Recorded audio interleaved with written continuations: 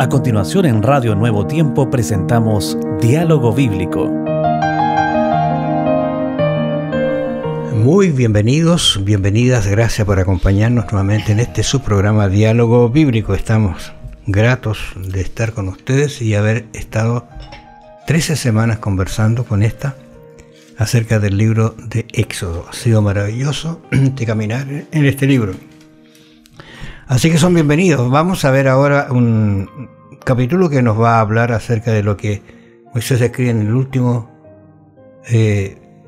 escritos de Moisés en el libro de Éxodo, que es el tabernáculo. Bienvenido, pastor. Gracias, Raúl.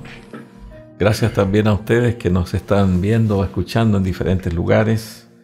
Esperamos que el Señor nos haya bendecido con este libro de Éxodo. Estamos terminando ahora esta última lección de este trimestre, que lleva por título El Tabernáculo. Nos muestra a nosotros ya el fin del primer año de Moisés con el pueblo en el desierto, y nos damos cuenta que pese a todos los traspiés que hubieron en el camino, el propósito divino se cumple. Moisés recibe todas las instrucciones para edificar este tabernáculo, que era como una tienda, pero que se armaba perfectamente hecha, minuciosamente fabricada, con los mejores materiales, con oro, plata, con madera preciosa, con hilos especiales, hecha por artífices que Dios les dio sabiduría para poder ejecutar y entender a Moisés. Cuando Moisés le decía a los artífices que Dios les había dado sabiduría, así harán cada cosa que Dios ha pedido con las medidas exactas. Y nosotros vemos en estos capítulos 35 al 39 cómo hicieron estos hombres, estos maestros, esta gran obra de Dios. Aparecen allí el pedido de ofrenda que Dios le dijo al pueblo: ustedes tienen que proveer para construir este tabernáculo. Yo no les voy a dar el material, solamente voy a darle sabiduría a los maestros, las instrucciones, pero el pueblo tenía que proveer los materiales. Es algo interesante también esto, porque aquí hay un principio que los hijos de Dios, para aportar para las casas de Dios, está aquí el principio. El pueblo de Dios que recibió la bendición de Dios tiene también esta facultad de poder proveer voluntariamente para que las casas de Dios sean construidas. Ahora, este tabernáculo tenía realmente, voy a decir, dos propósitos. Uno, cómo Dios se acerca a nosotros, y la otra, cómo nos salva. Porque Dios que dice: y harán un santuario para mí, y yo habitaré en medio de ustedes. Es un pedido que Él hace, no se lo pide el pueblo. Él quiere habitar con sus hijos. ¿Te acuerdas que en Éxodo 19:4 dice que yo los traje y los traje a mí? Esa es una expresión muy linda que involucra, digamos, lo que Dios quiere con ese pueblo, que a pesar de que que tuvo tantos altos y bajos, más bajos que altos quizás, pero la idea de Dios era que la humanidad supiera que Él estaba allí presente, y por otro lado mostrarles didácticamente cómo se salva la persona, que lo que cuesta llegar a la salvación, lo que costó llegar a la salvación, porque esto estaba apuntando el tabernáculo, ¿no es cierto?, en todos sus servicios a lo que era el final del sacrificio de Cristo en la cruz.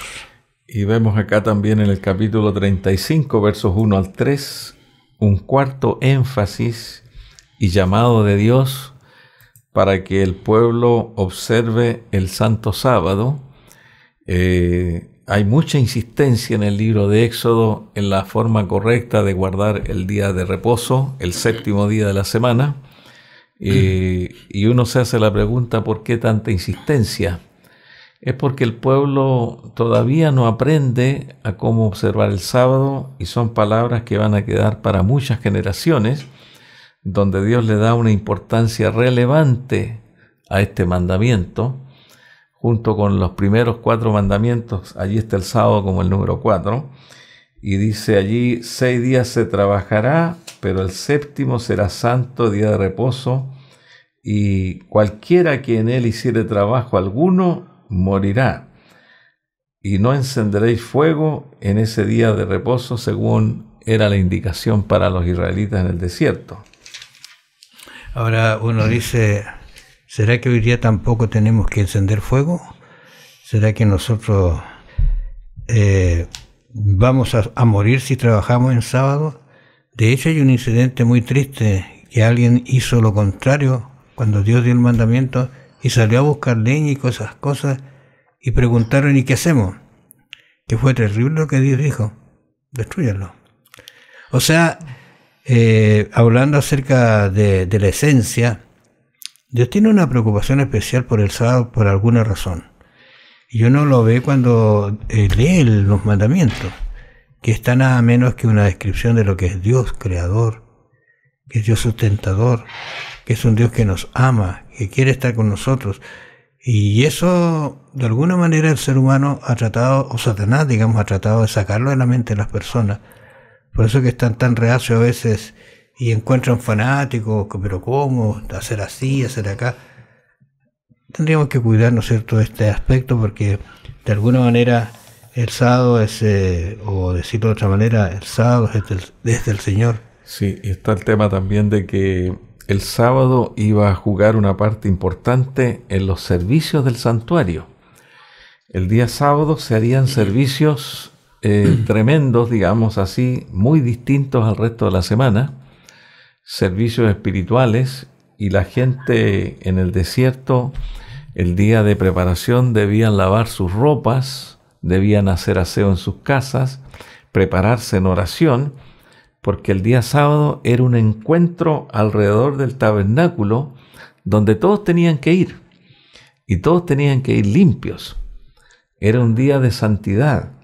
Entonces las personas tenían que prepararse espiritualmente y también físicamente para encontrarse con Dios. Entre el tabernáculo y la adoración y la observancia del sábado había una relación perfecta que los israelitas no debían eludir, y sino que debían estar muy preparados para santificar el santo sábado. Encontré acá en nuestra guía de estudio una expresión, dice, judía. Me pareció interesante, un dicho, dice, el sábado guardó más a Israel de lo que Israel guardó el sábado. Interesante pensarlo, porque de alguna manera el guardar el sábado también a nosotros nos protege, porque nos enriquecemos en la presencia de Dios, en lo que escuchamos, para tener una semana hermosa.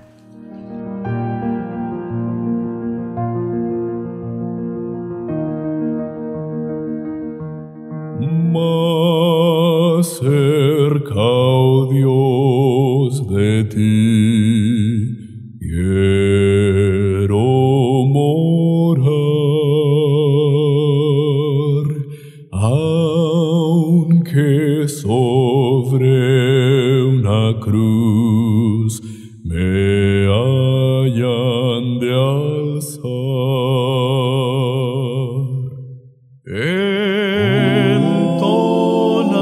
Entonaré allí este himno con fervor. Más cerca, oh Dios, de ti, más cerca, sí. Si cual viajero voy con ansiedad,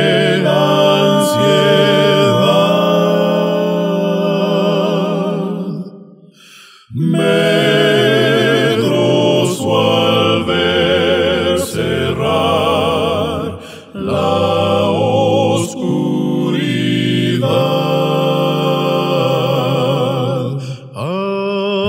aún en mi soñar me hará sentir que estoy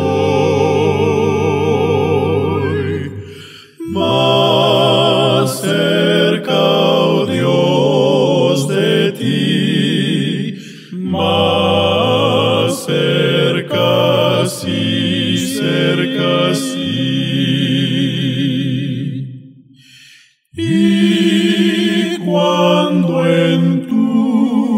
canción, vea tu faz, y estrellas, luna y sol, yo dejé atrás.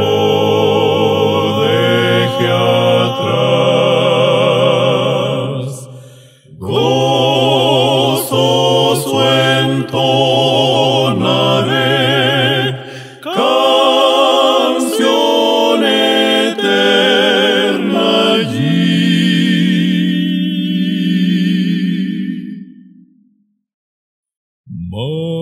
Más cerca, oh Dios, de ti. Más cerca, cerca de ti.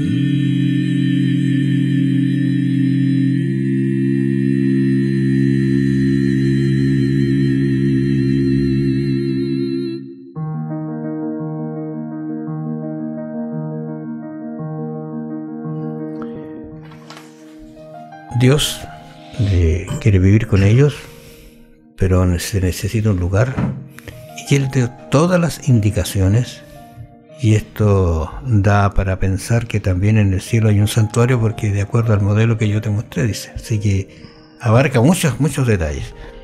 Pero es interesante que los materiales no los puso Dios, voy a decirlo así entre comillas, porque en realidad todo es de Dios, sino que hizo partícipe al pueblo de entregar parte de lo que ellos tenían, de lo que habían recibido, para que este tabernáculo fuera hecho de una manera realmente preciosa. Y Jehová dijo a toda la congregación de los hijos de Israel, diciendo, esto es lo que Jehová ha mandado. Pues tenían material abundante para hacer toda la obra y sobraba. Interesante porque, para decirlo de otra manera, Dios le había dado bendiciones para que sean bendición, no para que se queden con ellos. Y ahora uno ve que las ofrendas son dadivosas y logran hacer realmente un tabernáculo que podía contener por lo menos a Dios como Él lo quería. Sí, y este tabernáculo estaba entregado hacia Moisés con detalles muy específicos.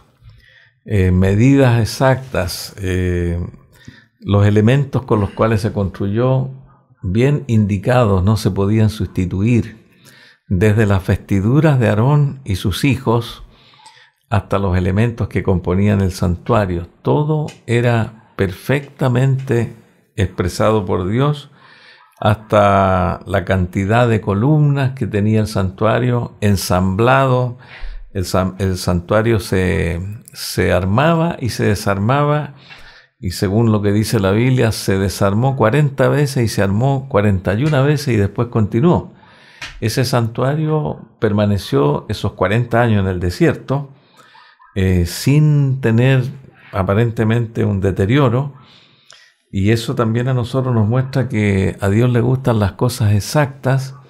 Y Moisés no podía decirle al Señor, Señor, se ve mejor con 6 columnas y no con 7. Uh-huh. Señor, se ve mejor de 3 metros de altura y no lo dejemos de 6 metros. Es decir, cuando Dios da una orden, y así lo hicieron los maestros, edificaron el santuario tal como Dios les indicó. Y allí tenemos en el santuario que había mucho oro, mucho material que donaron los hijos de Israel, a tal punto de que ya era demasiado y Moisés tuvo que decirle al pueblo, por favor, no traigan más. Hay suficiente para la obra que Dios ha pedido. Y dentro de todo el santuario estaba el altar donde se hacían los sacrificios, que era una parte de todo el santuario. Estaba fuera del santuario, allí fuera del tabernáculo, en el atrio, y ese altar representaba la cruz. Y cada elemento dentro del santuario tenía un significado. Nada estaba al azar. Todo con significado y simbolismo.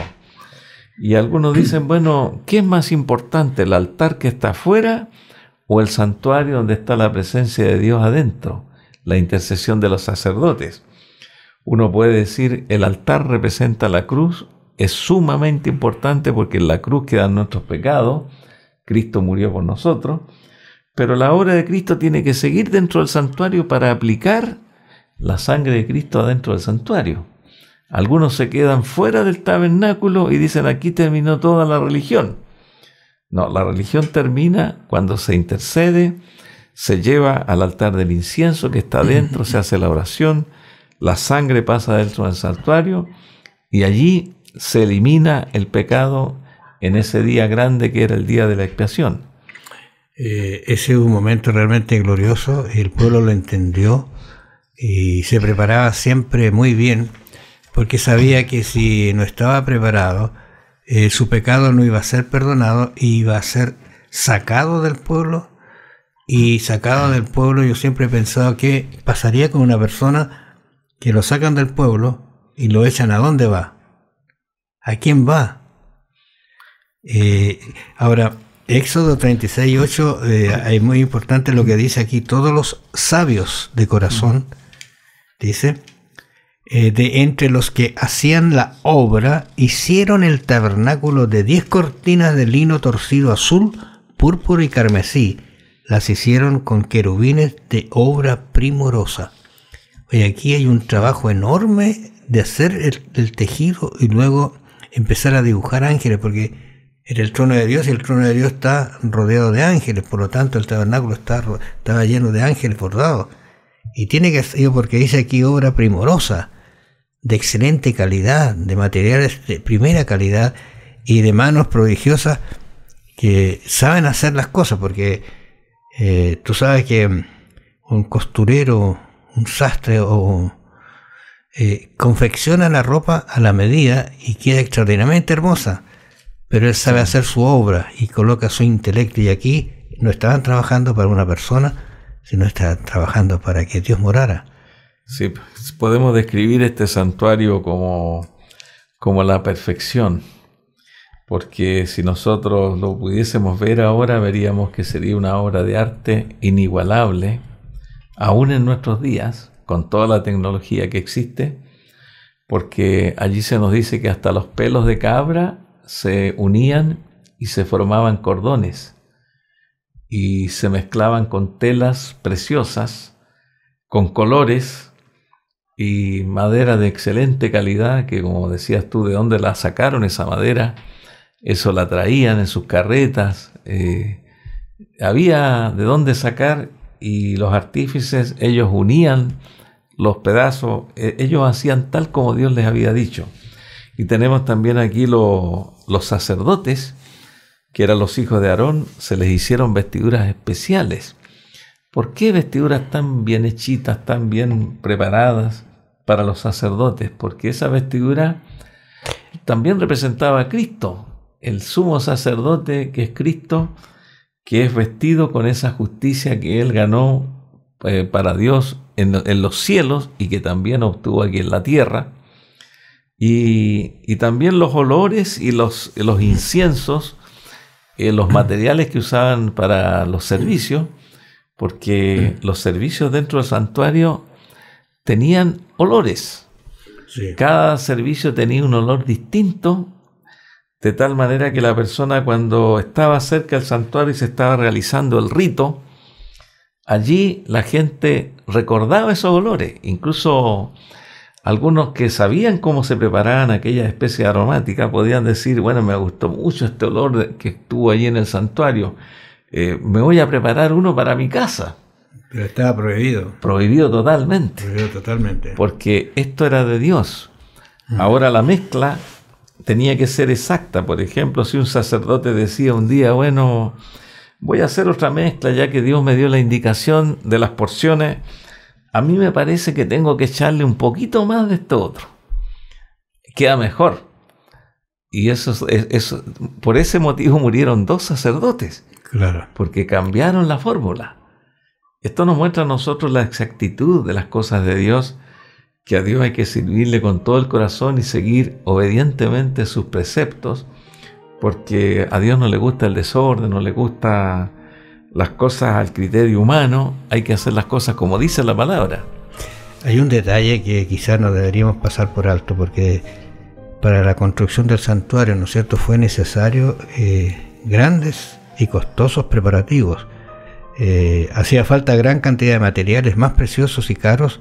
No obstante, y esta nota interesante, el Señor no aceptó, o sea, el Señor solo aceptó ofrendas voluntarias.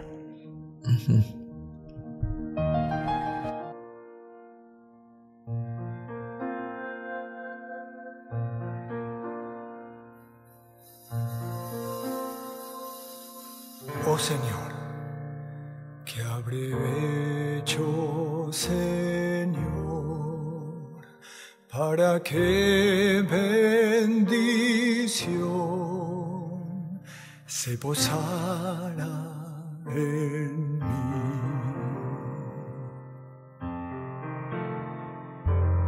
Dime, Señor, qué misterio de amor te llevó a salvar al más vil pecador.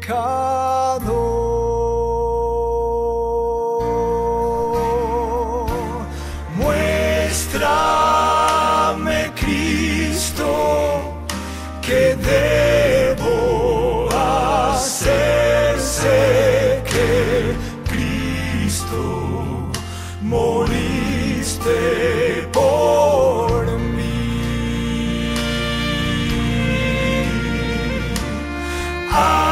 Ahora sé que indigno yo soy. Dime, Cristo, ¿qué debo hacer?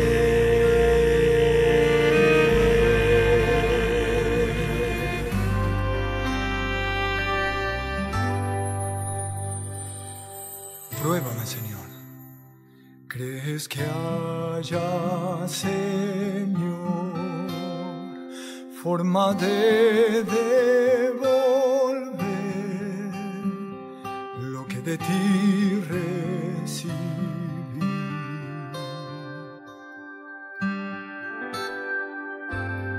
Puede ser que yo deba mostrar con mi ejemplo, contar lo que hiciste en mí.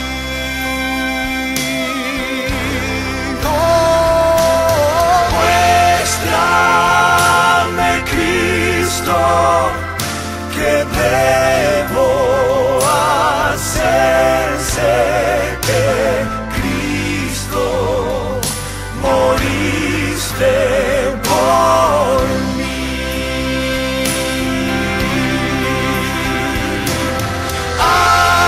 Ahora sé que indigno yo soy. Dime, Cristo, ¿qué debo hacer?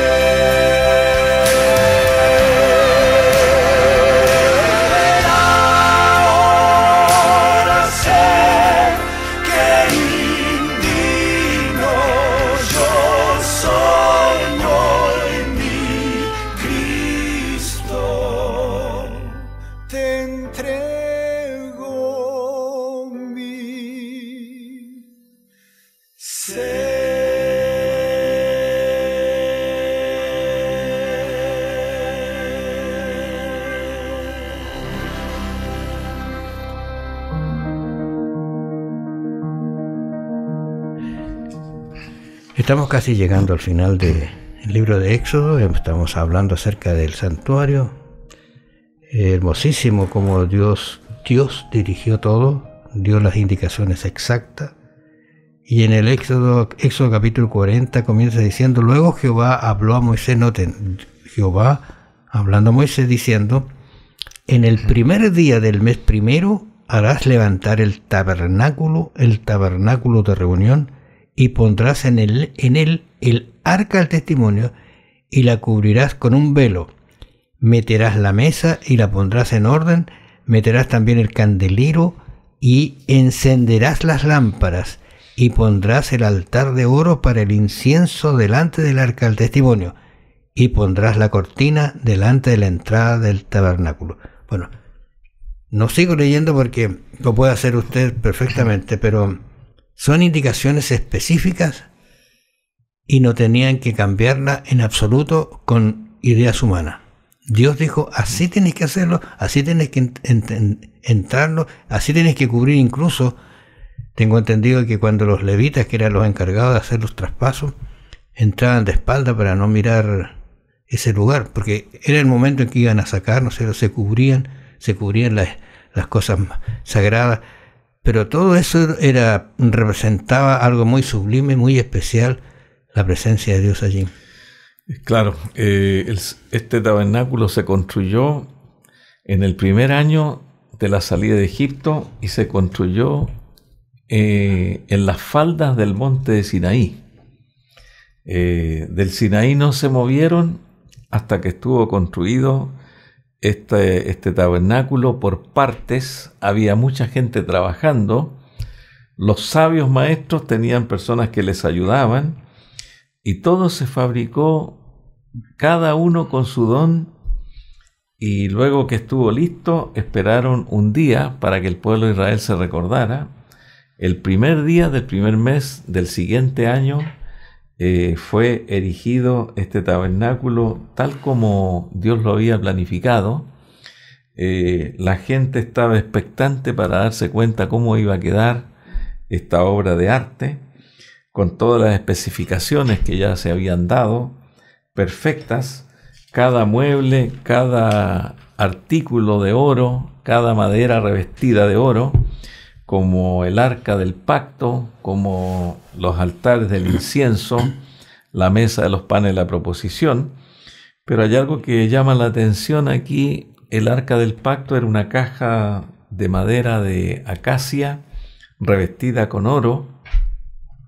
Esta arca fue puesta allí en este testimonio, que eran las 2 tablas de piedra escritas con el dedo de Dios, se pusieron en el lugar más importante del santuario.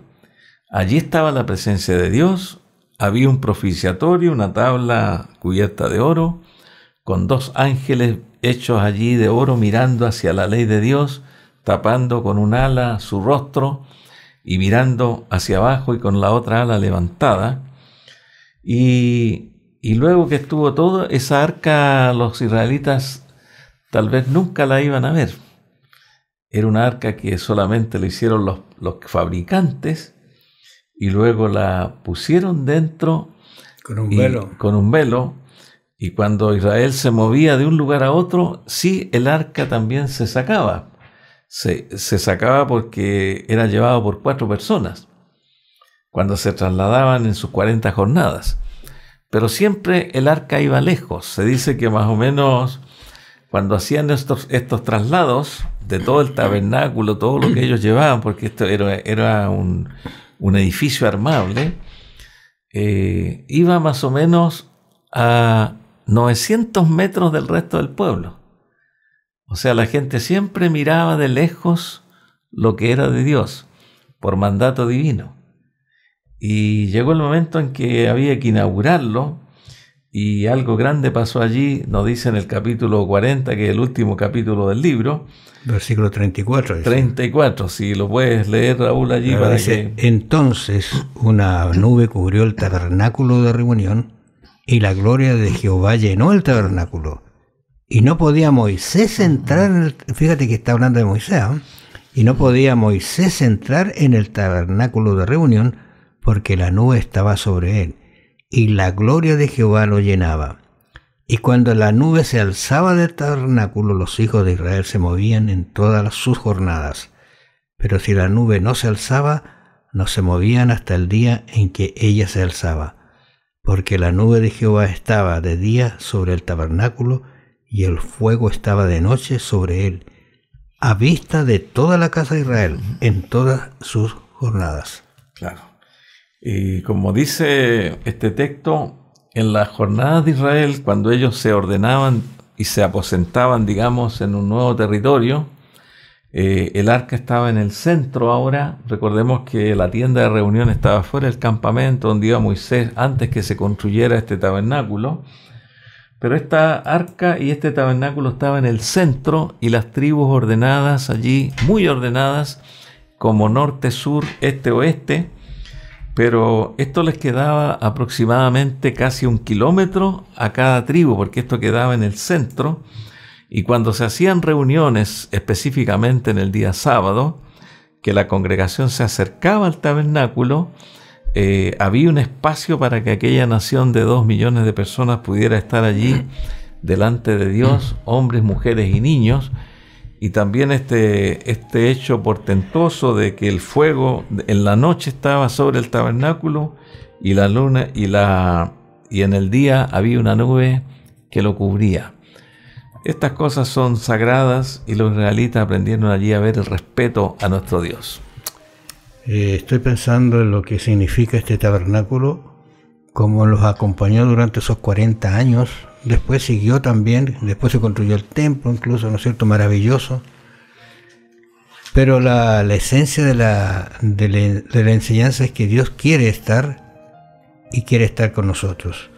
Y estoy pensando en una cita que encontré, que quizá usted conoce. Dice: sería bueno que cada día dedicásemos 1 hora de meditación, especialmente en la vida de Cristo. Debemos tomarla punto por punto y dejar que la imaginación se apodere de cada escena, especialmente las finales. Si meditamos así en su gran sacrificio por nosotros, nuestra confianza en Él se hará más constante, nuestro amor se avivará y nos sentiremos más profundamente imbuidos de su espíritu. Lo tuvo Moisés, ¿por qué no nosotros? Tenemos la posibilidad de acercarnos a Él y disfrutar de su presencia y de las ricas bendiciones, y un día gozar eternamente con Él la eternidad. Que el Señor los bendiga y los acompañe. Nos vamos a encontrar la próxima semana viendo amonestaciones, direcciones de un libro maravilloso que es Josué. Bendiciones. Escuchaste en Radio Nuevo Tiempo Diálogo Bíblico. Sigue en la sintonía de La Voz de la Esperanza.